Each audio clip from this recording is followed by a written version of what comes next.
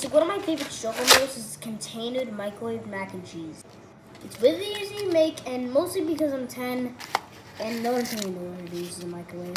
I am a big fan of mac and cheese. So it makes sense that I would like this. I would usually make this mac and cheese when I'm home alone, or when I just don't have any food, and I just make this. Because it's very easy to make. It's not craft dinner because I hate to break it, but I don't really like to craft that much. So I instead got Annie's. Fight me in the comments.